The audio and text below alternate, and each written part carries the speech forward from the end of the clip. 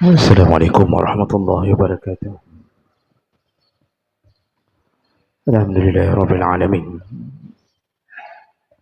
وبنعمته تتم الصالحات. أشهد أن لا إله إلا الله وحده لا شريك له، وأشهد أن محمدا عبده ورسوله الكريم. اللهم صل وسلم على نبينا المصطفى محمد وعلى آله وأصحابه أجمعين. أما بعد، رب اشرح لي صدري ويسر لي أمري واحلل عقدة من لساني يفقه قولي.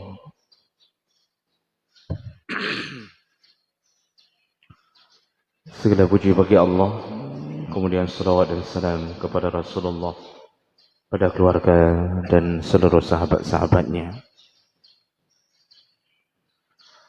Bapak Ibu jamaah salat subuh yang Allah muliakan, insyaallah kita akan sambung kembali hadis-hadis tentang anjuran bersedekah. Di pertemuan yang terakhir kita sudah membahas hadis dari Abi Hurairah,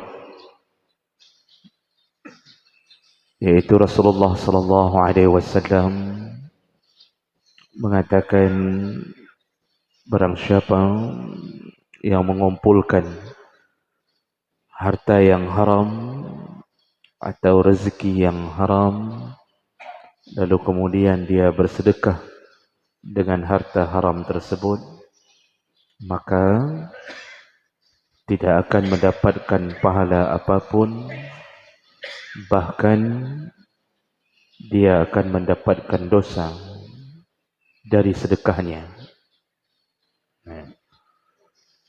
Jadi orang yang bersedekah dari harta yang haram atau dari penghasilan yang haram, dia tidak mendapatkan pahala, bahkan dia mendapatkan dosa sejumlah sedekahnya. Kenapa bisa begitu? Kita sudah jelaskan bahwa bersedekah dengan harta haram sama dengan mengolok-olok Allah Subhanahu wa taala. Sama dengan melecehkan kekuasaan, keagungan Allah Subhanahu wa taala.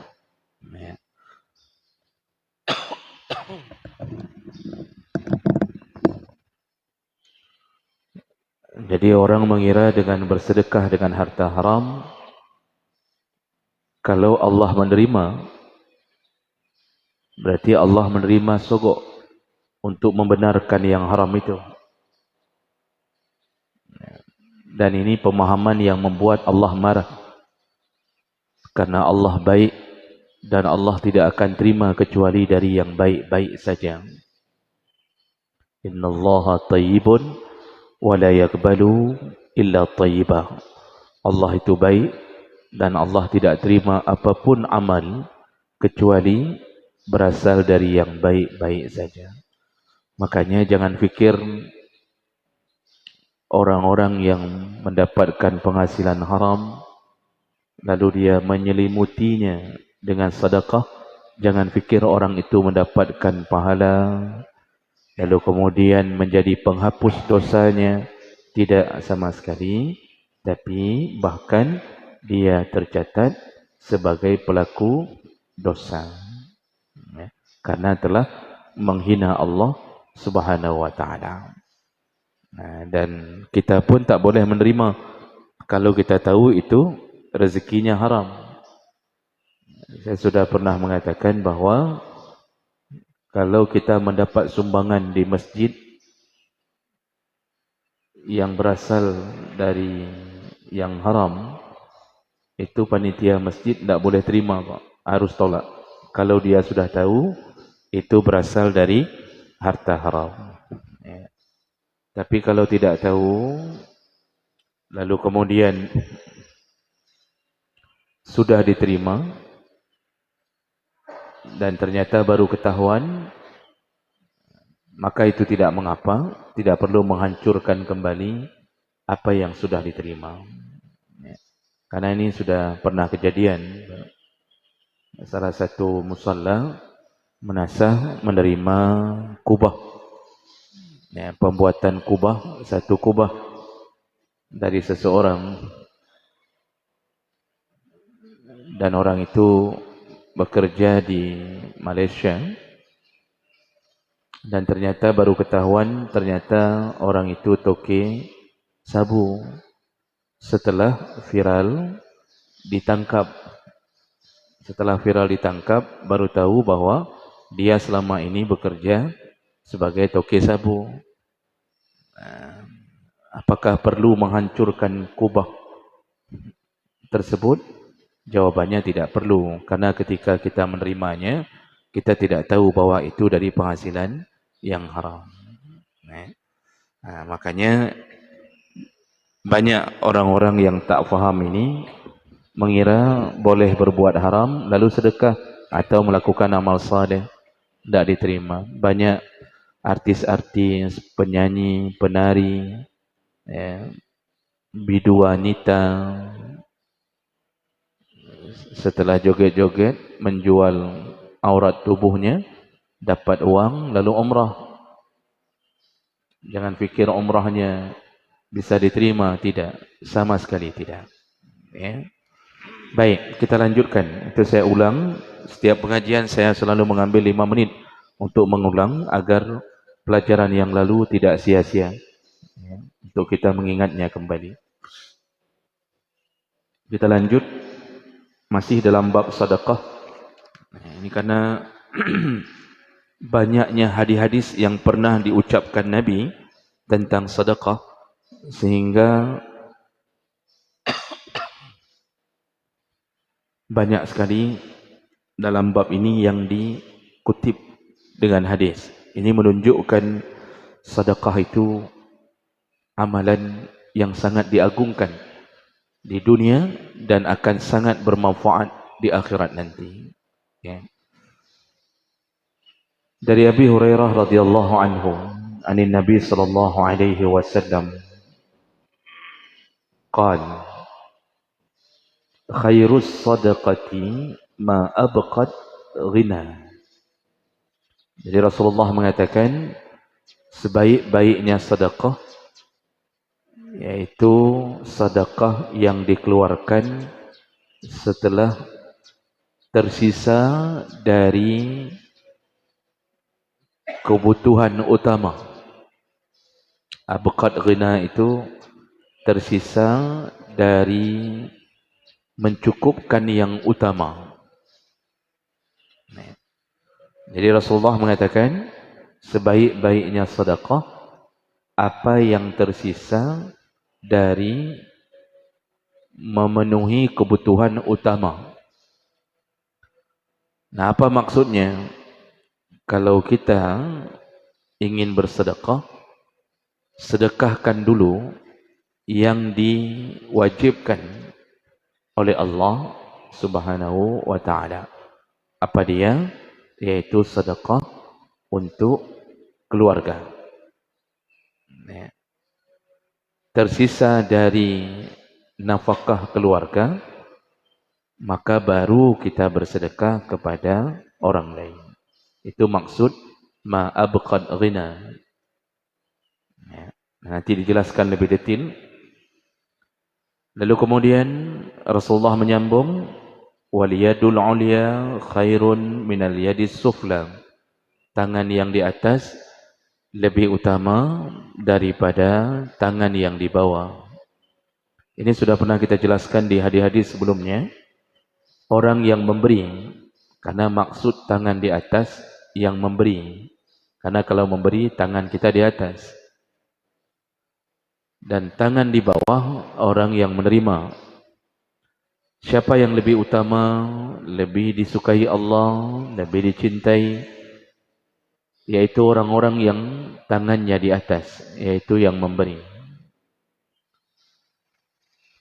Itu lebih baik daripada menadahkan tangan memohon-mohon atau mencari sedekah dari orang. Kita kalau punya kelebihan dana setelah mencukupi kebutuhan utama,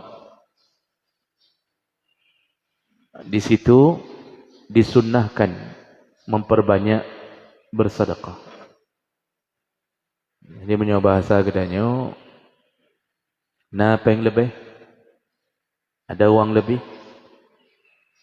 untuk kebutuhan keluarga, satu bulan setelah membayarkan kewajiban-kewajiban nafkah, mulai dari makan, itu belanja, kemudian urusan agar rumah itu bisa ditinggali, urusan papan, mulai dari bayar listrik, bayar air, semua urusan, kemudian nafkah untuk anak-anak agar mereka bersekolah, bayar SPP-nya, sudah selesai semuanya, habis satu bulan 5 juta. Nah, kelebihan dana 5 juta itu sunnah setiap bulannya, rutinitas atau setiap minggu, peliharalah kebaikan, yaitu memberi. Kalau Nabi mengatakan tangan di atas lebih baik, sesuatu yang lebih baik, maka di mata Allah itu tetap akan dihargai di dunia, di akhirat. Ingat kembali hadis Nabi, Rasulullah mengatakan dalam hadis Qudsi, Allah mengatakan, anfiq unfiq alaik. Kalau engkau memberi infak kepada orang lain, maka aku akan memberi infak kembali kepadamu. Ini konsep kesejahteraan hidup. Memberi, maka pasti dapat pemberian dari Allah. Tentu yang namanya pemberian dari Allah itu lebih daripada apa yang kita keluarkan. Kita kasih ke orang satu bulan 500.000, Bang. Kita jatahkan ke anak yatim, uang jajan, anak-anak yang miskin, atau kita belikan beras kepada tetangga yang janda, ya, atau siapa saja yang dibutuhkan. 500.000 per bulan, itu yang sanggup kita beri. Dan itu rutinitas kita. Maka coba lihatlah bagaimana Allah memelihara kehidupan kita. Karena setiap kebaikan di sisi Allah dibalas 10 kali lipat minimal. Itu catatan pahala ditambah dengan keberkahan. Mungkin ada orang yang mengira, Ustaz, saya setiap bulan kasih 500.000. Saya dengar-dengar paling kurang dibalas 10 kali lipat. Nanti 500.000 kali 10, 5 juta. Tapi kok saya gaji tidak naik-naik sudah 10 tahun. Jadi ada orang yang mengira bahwa yang dimaksud dengan ditambah itu dikali 10, dia merasa bahwa kok tidak berubah, gaji saya tetap sudah 10 tahun begitu saja. Nah, ini yang perlu difahami, bahwa ketika kita mulai memberi, Allah pasti beri. Cuma cara Allah beri tidak kita sadari. Bahkan mungkin bisa jadi lebih banyak daripada yang kita fikirkan. Kita fikirnya 5 juta yang Allah beri. Tapi Allah bisa balas infak kita dengan cara memberi rezeki dari jalan-jalan yang kita tak sadar. Apa dia? Contohnya, kita diberikan kesehatan. Yang kalau seandainya dalam takdir Allah kita perlu sakit, yang menghabiskan dana setiap bulan sampai jutaan untuk membeli obat, ya, kemudian kita harus cek medical check up, kemudian macam model kita harus rutinitas selayaknya dalam catatan Allah kita akan terjadi itu. Cuma karena kita sering bersedekah, Allah hapuskan takdir itu. Allah gugurkan takdir itu sehingga sampai hari ini kita masih sehat. Paling sakit kita sakit ringan-ringan Pak, yang cuma butuh kalpanak dengan lah segar. Tuum dalam, belau lah segar. Lah segar, padung lah segar. 1000 Pak. Begitu sedikit merasa panas dalam, minum lah segar, udah dingin dalam. Sudah tak panas lagi. Selesai di situ. Oh, ada kutu air, koram, panu, kalpanak 5,000, 10,000, selesai. Yang selayaknya dalam catatan Allah kita ada waktu untuk sakit. Cuma karena kita sering bersedekah, karena salah satu yang menyebabkan Allah ringankan urusan masalah sakit adalah sedekah. Nah di sana Allah sudah hapus itu. Kita tidak sadar karena kita merasa kapan Allah balas? Yang sehat selamanya, yang kenyang Allah balas. Bahkan kalau dihitung-hitung sudah ratusan juta Allah hemat. Allah buat kita hemat. Tidak perlu keluarkan. Dengan apa? Rutinitas memberi. Oh, ada kalanya sudah sering memberi tapi tetap sakit. Maka kita perlu faham. Di sisi yang lain Allah sudah balas. Apa dia? Allah selamatkan anak-anak kita. Anak kita dibuat pintar sehingga dapat beasiswa, lanjut S1 dalam keadaan beasiswa, 4 tahun kuliah, tidak bayar sedikit pun, bahkan dia berhasil lolos ke luar negeri yang diberikan uang saku. Sekarang yang kuliah 4 tahun, kalau bapak hitung, kalau bapak punya anak, mengkuliahkan anak, yang satu orang anak kuliah saja sudah berapa puluh juta Pak habis. Belum jajan dia, laptop dia, makan dia, kosnya dia. Tapi karena kita sering bersedekah, Allah buat anak kita dapat beasiswa. Dan Allah sudah balas itu. Cuma kita tak sadari. Nah, makanya manusia ini kan punya sifat melupakan nikmat. Tapi menghitung-hitung musibah. Nah, namanya kanud. Allah mengatakan itu dalam Al-Quran. Innal insana lirabbihi lakanud. Sesungguhnya manusia berhubungan dengan Tuhannya, dengan Allah, lakanud. Betul-betul kanud.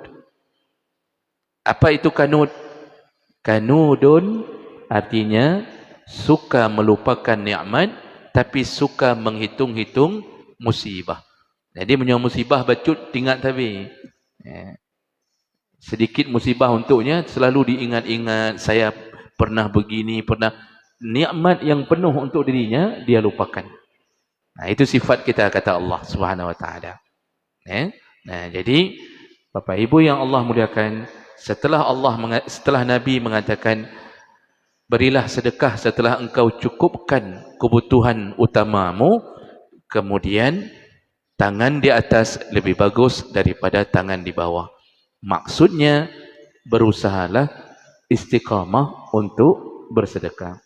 Jadi sebelum kita lanjutkan Bapak Ibu, satu lagi perlu kita fahami, sedekah itu Pak, kalau bisa jangan ilap-lap. Sedekah itu kalau bisa jangan kambuhan. Tapi dirutinkan. Setiap bulan itu rutin Pak. Kalau kita masuk uang ke rekening, tidak usah pikir panjang. Kalau kita target untuk keluarga sudah cukup sekian, itu yang transfer ke rekening orang-orang miskin. Tapi biasanya orang miskin tidak ada rekening. Kasih langsung atau masukkan ke rekening pesantren atas nama anak yatim atau siapa.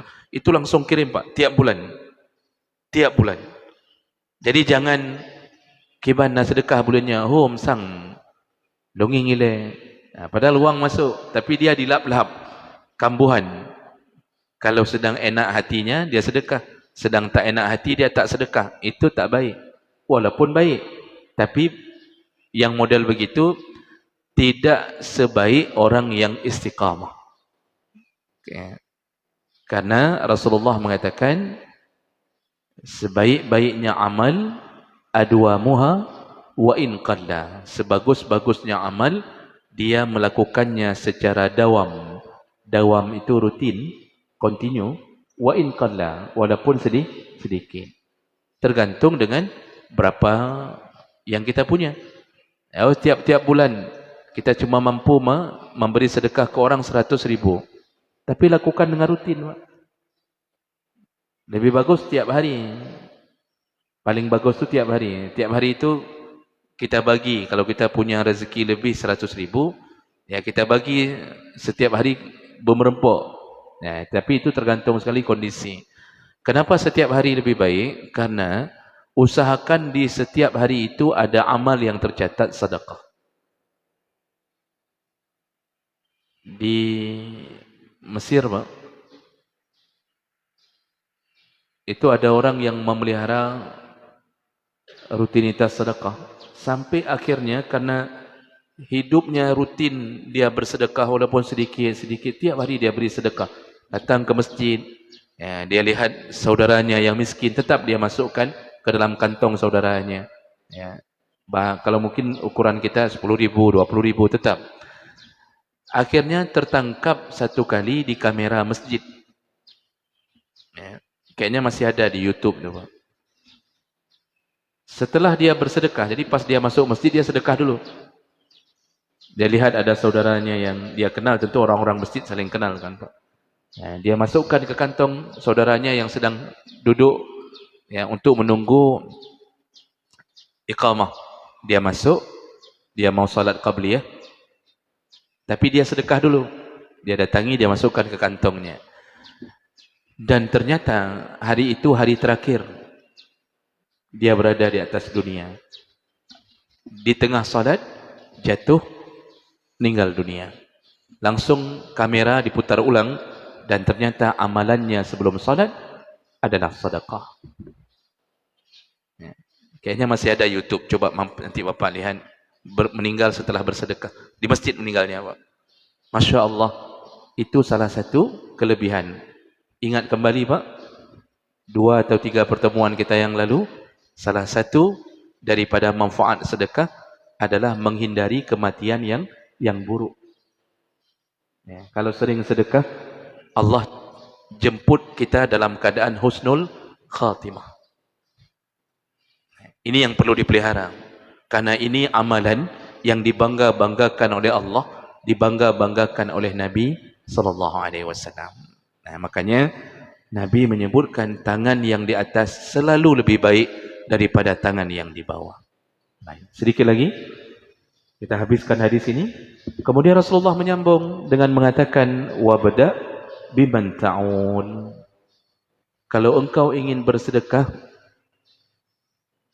lebih dahulu mulailah dengan biman ta'ul, orang-orang yang engkau tanggung nafkahnya.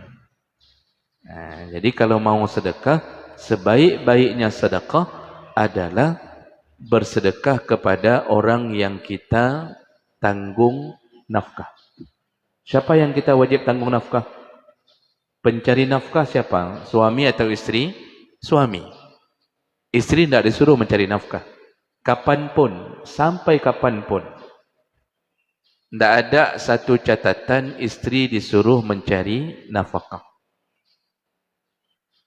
Selama masih hidup, suami wajib cari nafkah.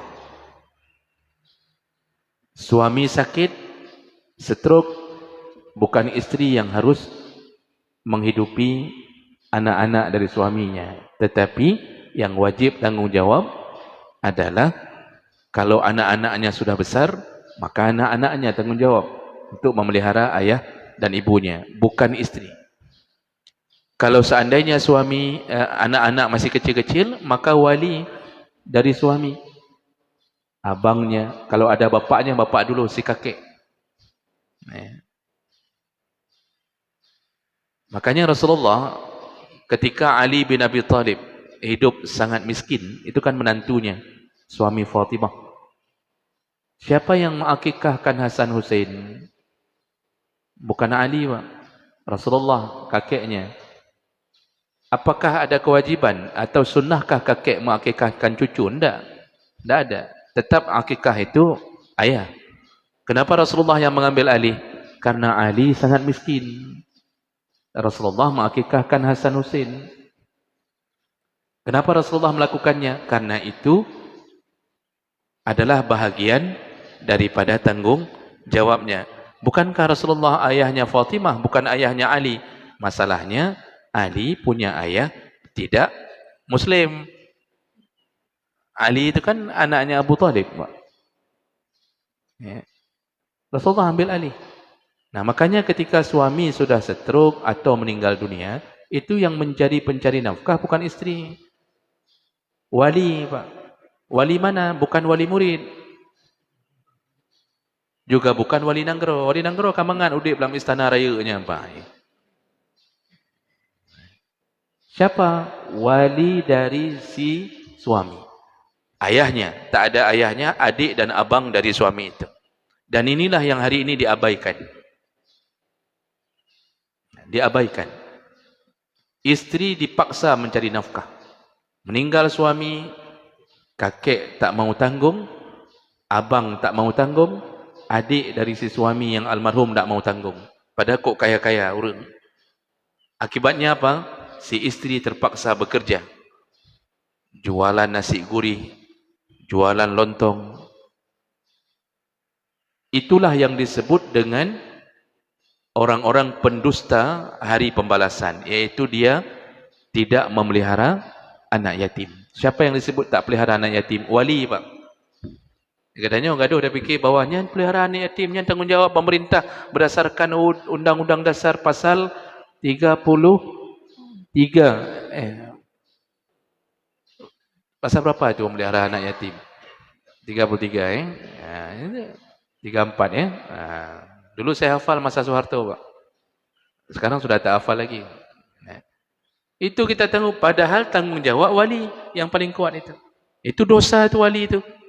Kalau ada keponakannya yatim, lalu mamaknya sampai hancur-hancuran hidup memelihara anak yatim ini, itu yang paling banyak sekarang.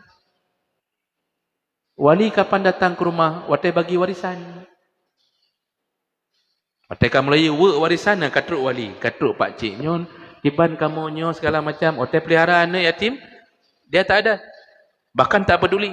Itulah orang-orang yang akan melihat bagaimana murkanya Allah, dia telah melantarkan anak yatim. Sampai anak yatim kalau dia laki, itu sampai balik, wajib kita pelihara sebagai wali. Maka istri tidak pernah dibebankan untuk mencari nafkah, walaupun kenyataannya berbeda. Oh, meninggal suami ini, ditanggung oleh wali. Rupanya wali pun tak mau tanggung. Maka istri itu disuruh tunggu suami yang baru. Kalau ada yang mau tentunya, kan? Apakah suami baru wajib menanggung nafkah anak-anak tirinya, anak bawaan istri? Tidak juga. Itu tetap tanggungan wali.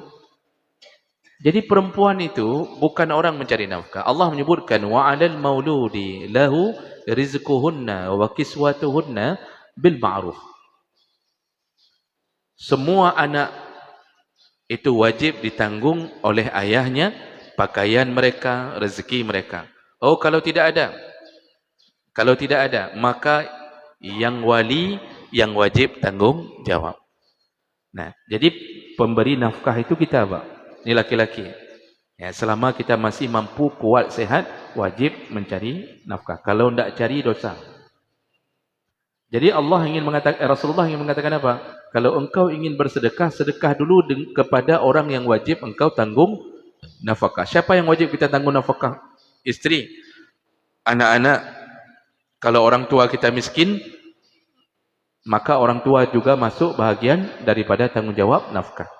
Orang tua kandung. Oh, mertua miskin, mertua pun wajib kita tanggung nafkah. Kenapa begitu? Karena kita telah menculik anaknya. Karena kita telah merebut anaknya. Istri adalah anak orang. Istri anak orang bukan, Pak? Anak orang. Masa istri anak kita? Istri itu anak orang, Pak. Ayahnya berharap sama anak perempuannya ini, karena mereka mungkin cuma punya anak perempuan semata wayang. Dia berharap, mudah-mudahan Kamu nanti kalau kami tua, kamu bisa membantu kami. Mudah-mudahan, kata ayahnya. Mungkin begitu. Tapi tiba-tiba di umur istrinya 25 tahun, diculik orang. Dengan modal tipluh manyam. Diculik. Habis diculik, dibawa lari. Tak mau tinggal di rumah mertua. Disuruh tinggal di rumah sewa. Ayah dan ibunya sudah tua. Tak ada anak lain yang menanggung nafkah mereka. Nah, di saat itu, kondisi seperti itu, maka kita sebagai menantu, kalau orang mertua miskin, yang tanggung jawab dia. Oh, nak mau, kembalikan anaknya, biar anaknya yang bantu orang tuanya. Jangan culik anaknya. Berbeda kalau mereka punya anak laki-laki lain. Nah, jadi jemaah melakukan Allah Subhanahu Wa Taala, itu semua komponen orang yang wajib kita tanggung nafkah. Nah, jadi Rasulullah mengakhirkan hadis ini dengan mengatakan, Takulu imra'atak. Jadi wajib tanggung jawab untuk keluarga dulu. Selebih dari keluarga baru kasih untuk orang. Jadi jangan sampai begini, Pak. Tadi kan di awal hadis disuruh beri apa yang sisa. Sisa dari apa? Dari kewajiban nafkah. Jangan sampai begitu kita sudah dapat gaji, kita dahulukan orang lain. Itu salah. Karena ada itu, pekatun-pekatun seperti itu ada, Pak. Penyakit-penyakit seperti itu. Begitu dapat gaji, dia mulai mendahulukan untuk orang. Itu semua teman sekantor, itu ditraktir bakso semuanya. Habis mesti juta, pun gaji. Belanja isteri tak kasih. Anak-anak tak ada. Tapi dahulukan orang. Itu tak boleh begitu. Tetap keluarga dulu yang nomor satu. Lebih dari sisa keluarga, baru sedekahkan ke orang. Jadi begitu gaji keluar, itu langsung hitung kebutuhan keluarga. Kita kan tahu bersama, Pak. Kita itu gaji 10 juta. Istri tidak ada gaji. Tapi begitu keluar gaji kita, untuk istri, itu kadang-kadang mencapai 9.500.000 atau 9.950.000. Yang sisa gaji, itulah uang kita. Berapa sisa, Pak? 50.000. Yang apa yang tanya? Yang lain semua untuk kebutuhan istri. Juga ada yang model begitu, Pak. Ada yang ATM-nya dipegang sama istri, Pak. Ada yang ATM dipegang sama istri. Ada yang model begitu, saya dapatkan itu. Ya, pernah ada orang curhat ke saya, Ustaz, ATM saya sama istri, kata dia. Kapalo lembaga, ini Bapak bagaimana hidup ATM sama istri? Ya. Tak, saya ada ATM kedua, lebih banyak lagi Ustaz. Lebih parah lagi ni orang. Ya. Jadi Bapak Ibu yang Allah muliakan, nah, jadi Nabi kemudian menyebutkan, Taqulu imra'atak, istrimu akan berkata, Anfiq alayya, au talliqni. Kalau tidak dikasih rezeki, dikasih nafkah oleh suami, maka istri berkata, infakkan untukku atau ceraikan saja aku. Jadi ini sudah masuk ke bahasa, kalau suami tidak melakukan kewajiban memberi nafkah kepada istri, maka istri berhak memfasah atau meminta cerai dari suaminya. Jadi Rasulullah mengatakan, istri itu mengatakan bahwa, oh nafkah kamu, mana nafkah kami? Kalau tidak engkau beri, ceraikan. Itu sudah masuk kategori, maksudnya wajib memberikan nafkah kepada istri. Makanya bahaya, Pak, kalau tidak kasih nafkah ke istri. Pertama, boleh minta cerai, tidak dikasih cerai sama suami, tidak diceraikan, istri berhak gugat cerai, fasakh. Membakar suami itu tidak disebutkan. Tetapi kejadian kena menggumpal rasa sakit hati istri. Ini yang kejadian baru-baru ini, Pak, seorang polwan membakar istrinya, yaitu juga polisi. Alasannya apa? Kan viral. Alasannya suami menghabiskan uang gaji untuk bermain game judi online. Anak-anak masih kecil, ada yang kembar 2 orang, bahkan umur 5 bulan. Tidak ada uang yang dia sisakan untuk menafkahi anak dan istri. Mengitakat dia, saya sama-sama polisi. Diikat, disiram bensin, dibakar, mati. Istri berdosa, tidak boleh bakar suami. Suami pun tak boleh bakar isteri. Yang boleh dibakar itu sate, ayam. Itu boleh dibakar. Ini suami dibakar, dosa juga. Menunjukkan kurangnya iman. Tetapi suami pun menghadap Allah, itu juga dalam keadaan dosa. Mati, belum taubat dari main game judi online itu, tiba-tiba pulang langsung dibakar. Allah alam, begitulah kehidupan. Artinya bahaya kalau tidak kasih nafkah isteri. Maka kalau kita kadang-kadang ini tidak memberi nafkah, wajar kalau isteri curhatnya ke suami tetangga. Pulang dari kantor, ho kaineng, rupanya kau rumah samping. Itu wajar. Isteri karena terlalu sering melarikan diri dari rumah, akhirnya kenalan sama supir L300 itu, Pak. Itu kenapa terjadi? Karena tak cukup atau tak diberi nafkah. Kemudian wa yaqulu mamlukuk, budakmu akan berkata, anfiq alayya aw bi'ni. Kalau engkau tak mampu memberi infak kepada aku, jual saja aku, kata budaknya. Jadi ini juga menunjukkan bahawa dosa kalau tak memberi nafkah kepada budak. Cuma hari ini budak tidak ada. Dulu majikan wajib tanggungjawab nafkah untuk budak. Lalu wa yaqulu waladuk. Nah, terakhir Rasulullah mengatakan, anakmu pun berhak berkata, ilayya man takilluna. Kalau engkau tak memberi nafkah kepada kami, wahai ayah, maka berikanlah kami kepada orang lain. Jangan engkau pelihara, berikan kami ke orang lain. Nah, ini hadis ini mengatakan tentang sedekah diutamakan dulu untuk keluarga. Nah, dan Bapak Ibu, ini yang perlu dipahami, jangan salah-salah faham, seakan-akan keluarga nomor 2, keluarga nomor 1. Setelah itu baru kasih sedekah untuk orang lain. Termasuk kasih sedekah untuk masjid. Ini ada keluarga, baik dah babih pengen gaji masjid. Adanya kahana pengen keluarga, meja ada berumah. Datanglah isteri ke tengku imam masjid, memohon cerai. Kata tengku imam, ya suamimu uangnya ya udah untuk masjid semua. Lalu isteri datang ke masjid melapor untuk diceraikan. Nah, ini sudah salah target. Baik, demikian yang dikabarkan oleh Nabi SAW sebagai pelajaran untuk kita. 5 menit, ada yang ingin ditanyakan Bapak Ibu?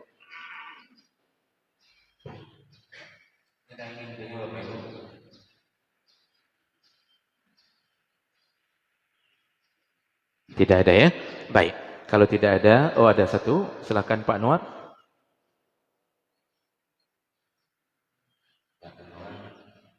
Ya, mungkin satu saja.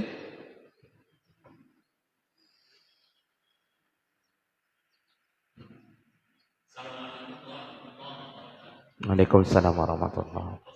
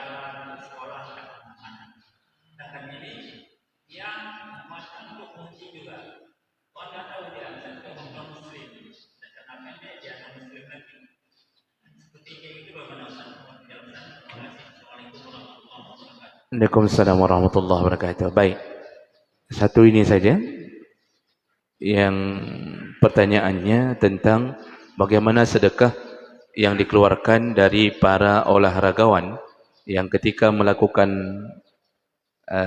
aktivitasnya menghasilkan uang, seperti pemain bola, padahal waktu dia main selalu terbuka auratnya, kayak lu pandang. Itu pemain bola dengan celana pendek itu, Pak, itu dosa.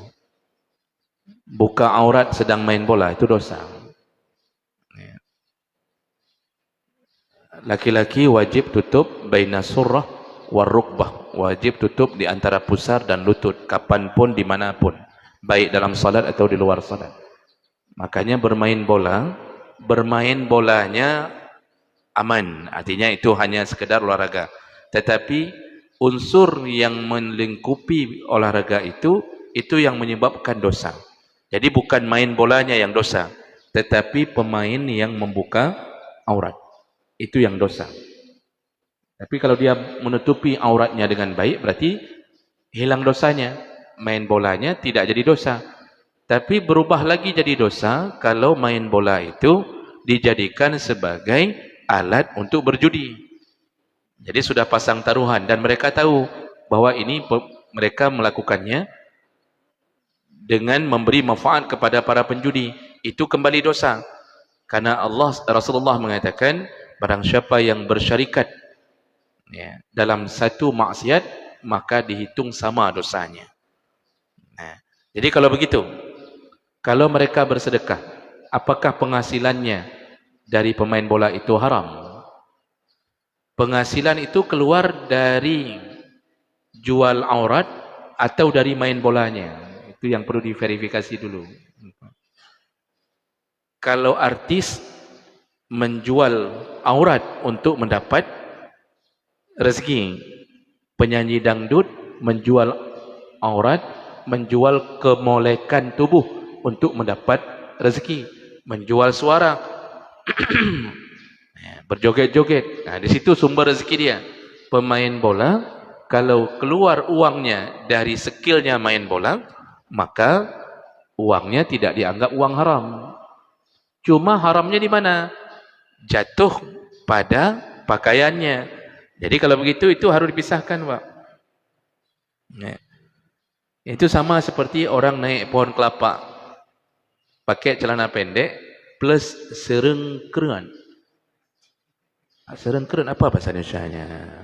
Serangkeran, Pak. Itu yang untuk naik pohon kelapa itu yang membulit-bulit kayak celana dalam tu. Apa itu nama bahasa Indonesianya? Itu untuk naik pohon kelapa kain itu kan? Itu kan serengkeran itu. Orang naik pohon kelapa pakai celana pendek, Pak. Banyak naik pohon kelapa itu kerjanya pakai celana pendek. Ditambah serengkeran tadi. Pertanyaannya, dia dapat penghasilan dari kita kan bayar tuh. Untuk naik satu pohon kelapa sekian. Dia dapat dari membuka aurat atau dari naik pohon kelapa? Dari naik pohon kelapanya. Sedangkan urusan buka aurat itu urusan dia dengan Allah Subhanahu wa taala. Nah, jadi pemain bola selama tidak ada unsur judi di dalamnya, halal dia mendapatkan rezekinya karena skillnya. Cuma dia jatuh ke dalam dosa karena membuka auratnya. Nah, jadi tidak ada hubungan antara buka aurat itu pada pemain bola dengan rezeki yang dia terima. Kecuali begini, diwajibkan pakai celana pendek. Kalau tidak pakai, maka ini akan begini dan begini. Itu wajib nampak aurat. Jadi misal, kalau main bola harus nampak aurat. Kalau tak nampak, tidak boleh main. Misal. Itu baru penghasilannya berarti berhubungan dengan yang haram.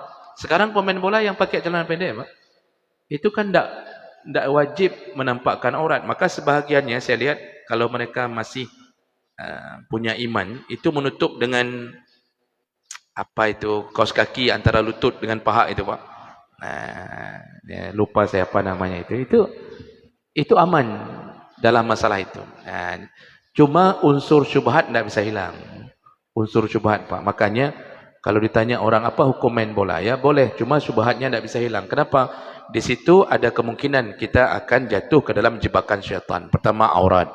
Yang kedua, unsur untuk melakukan perkelahian besar. Bersentuhan tubuh, berkelahi, mencaci. Itu dalam bahasa orang main bola itu, Pak. Itu apalagi orang anak-anak muda di Aceh yang main bola itu bahasa caci maki itu macam model sampai dibilang kau kejar mamakmu, kenapa kau tidak kasih bola ke sini? Begitu katanya. Nanti terjemahkan sendiri ke dalam bahasa Acehnya.